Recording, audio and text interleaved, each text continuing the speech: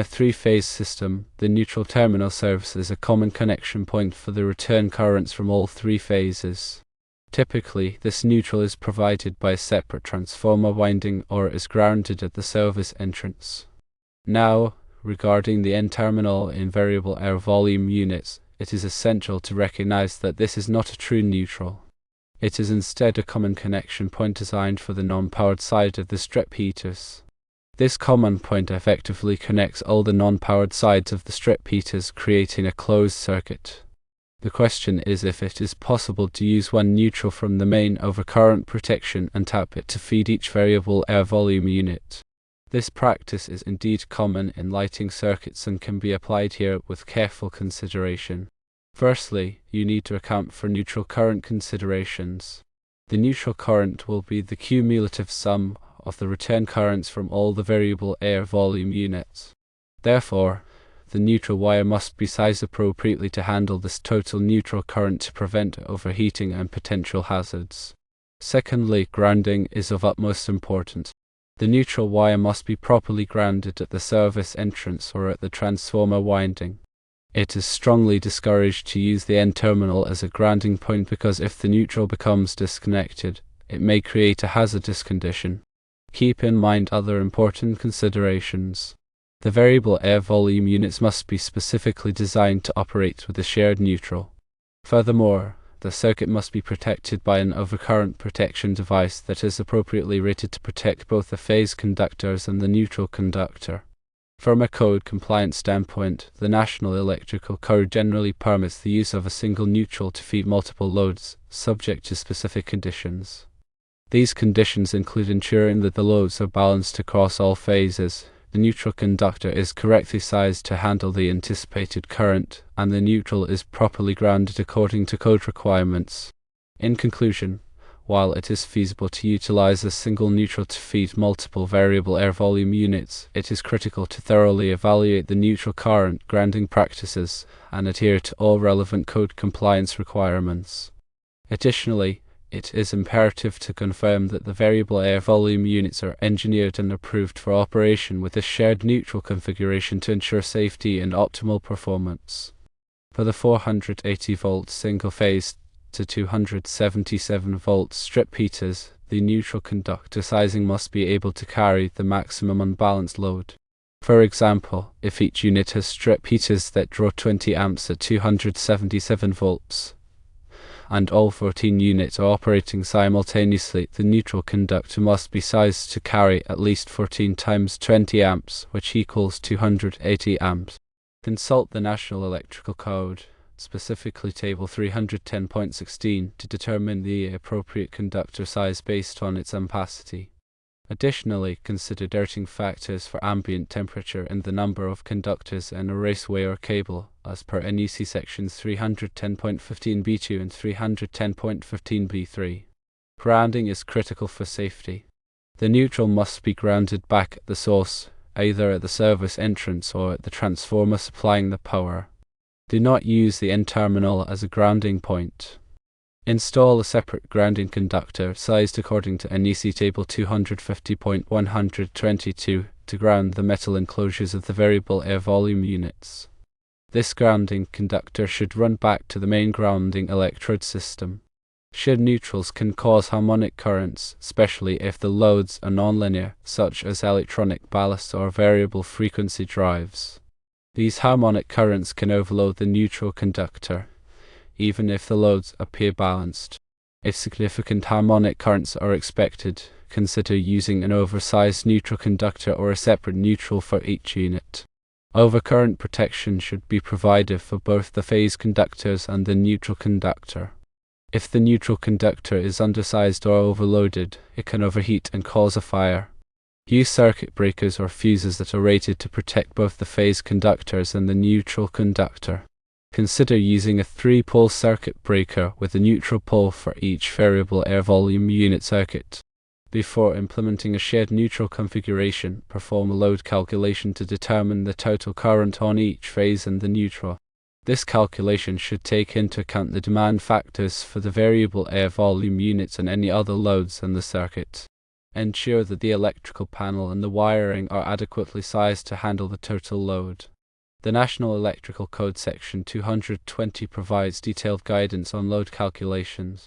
Verify that the variable air volume units are listed and labeled for use with the shared neutral configuration. The manufacturer's instructions should specify the requirements for neutral sizing, grounding, and overcurrent protection. If the variable air volume units are not listed for shared neutral operation, consult with a qualified electrical engineer to determine if it is safe and code compliant to use a shared neutral. Inspect the existing electrical system to ensure that it is in good condition and that there are no existing code violations. Check the condition of the wiring, conduit, and electrical panels.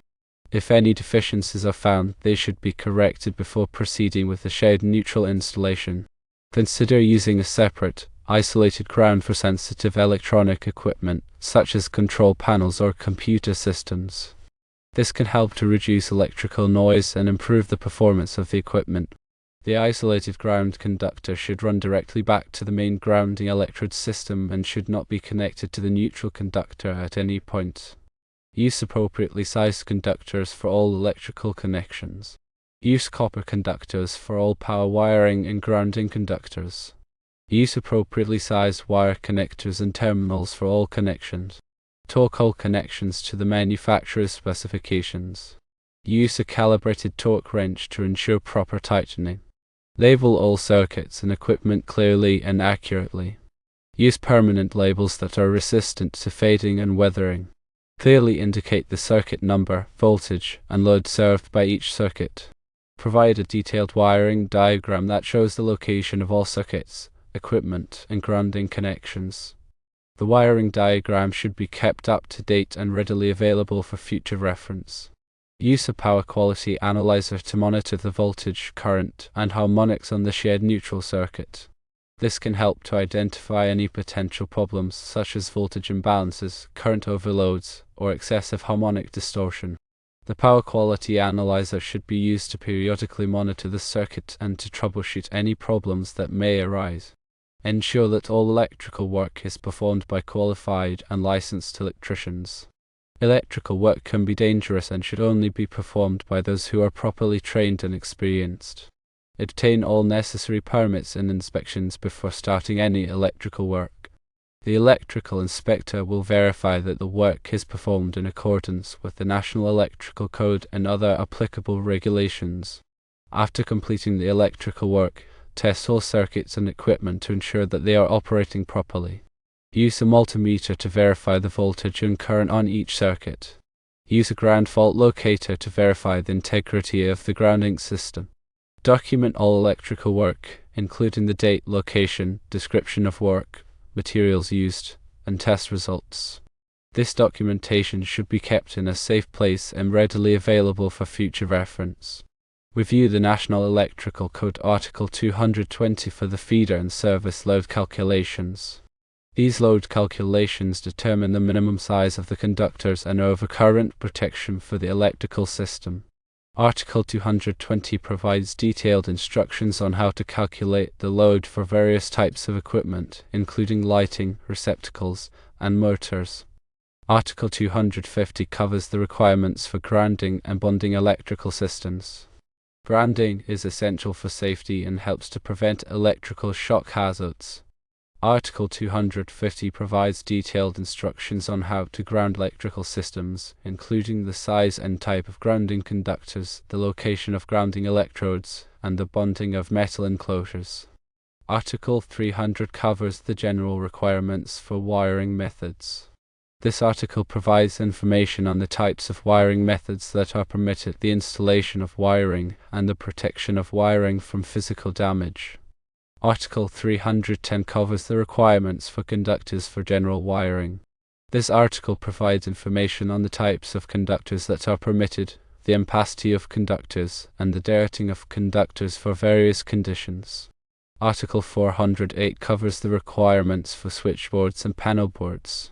This article provides information on the construction, installation, and wiring of switchboards and panel boards. The National Electrical Code is updated every 3 years, so it is important to use the latest edition. The National Electrical Code is available from the National Fire Protection Association. Consider the voltage drop in the conductors. Voltage drop can cause equipment to malfunction or fail prematurely. To minimize voltage drop, use appropriately sized conductors and keep the length of the conductors as short as possible. The National Electrical Code provides guidelines for voltage drop in branch circuits and feeders. Account for future expansion when designing the electrical system. As the building's needs change, additional electrical equipment may be required. To accommodate future expansion, provide spare capacity in the electrical panel and wiring system. Install surge protection devices to protect sensitive electronic equipment from voltage surges. Voltage surges can damage or destroy electronic equipment. Surge protection devices can help to protect equipment from these surges. Consider using energy-efficient equipment to reduce energy consumption and save money. Energy-efficient equipment can reduce the amount of electricity needed to operate the building. This can save money on utility bills and reduce the building's environmental impact. Use a qualified electrical engineer to design the electrical system. A qualified electrical engineer can help to ensure that the electrical system is safe, reliable, and efficient. The electrical engineer can also help to comply with all applicable codes and regulations. Have the electrical system inspected by a qualified electrical inspector. The electrical inspector will verify that the electrical system is installed in accordance with the National Electrical Code and other applicable regulations. This will help to ensure that the electrical system is safe and reliable. Maintain the electrical system properly. Proper maintenance can help to prevent electrical problems and extend the life of the electrical system. Regular maintenance should include inspecting the wiring, cleaning the equipment, and testing the circuits. Ensure that all electrical work is performed in a safe manner. Electrical work can be dangerous and should only be performed by those who are properly trained and experienced. Follow all safety precautions when working on electrical equipment. Wear appropriate personal protective equipment, such as gloves and safety glasses. To energize the circuit before working on it, use insulated tools. Never work on electrical equipment in wet or damp conditions. If you are not qualified to perform electrical work, hire a qualified electrician. A qualified electrician can perform the work safely and correctly. Consider the use of arc fault circuit interrupters. Arc fault circuit interrupters are designed to protect against fires caused by electrical arcs. Arc fault circuit interrupters can be installed in branch circuits to provide additional protection against electrical fires. Ensure that all electrical equipment is properly labeled. All electrical equipment should be properly labeled with its voltage, current, and power ratings. This will help to ensure that the equipment is used safely and correctly. Provide adequate ventilation for electrical equipment. The electrical equipment can generate heat. If the equipment is not properly ventilated, it can overheat and fail. Provide adequate ventilation to prevent the equipment from overheating. Ensure that all electrical enclosures are properly sealed.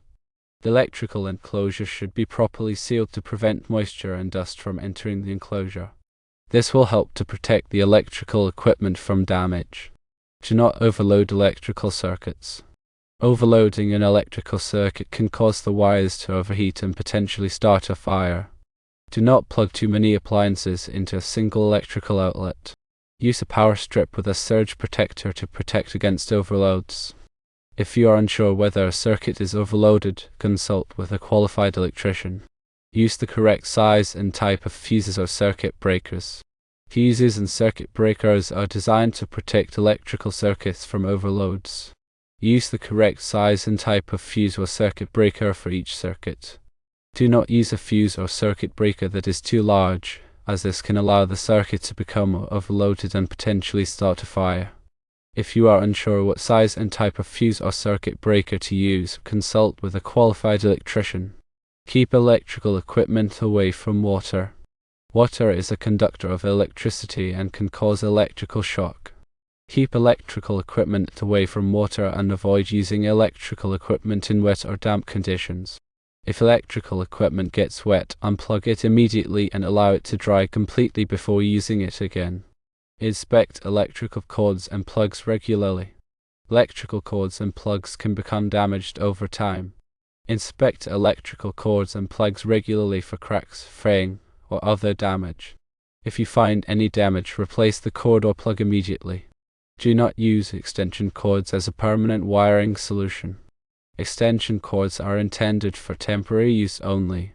Do not use extension cords as a permanent wiring solution. If you need a permanent wiring solution, consult with a qualified electrician. Do not run electrical cords under rugs or carpets. Running electrical cords under rugs or carpets can damage the cords and create a fire hazard. Do not run electrical cords through doorways or windows. Running electrical cords through doorways or windows can damage the cords and create a trip hazard. Do not paint electrical cords or plugs. Painting electrical cords or plugs can damage the cords and create a fire hazard. Do not staple or nail electrical cords to walls or ceilings. Stapling or nailing electrical cords to walls or ceilings can damage the cords and create a fire hazard. Do not attempt to repair electrical equipment yourself unless you are qualified to do so. Electrical equipment can be dangerous and should only be repaired by those who are properly trained and experienced.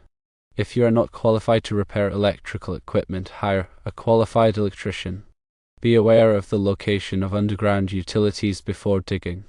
Before digging, be aware of the location of underground utilities, such as electrical cables, gas lines, and water pipes.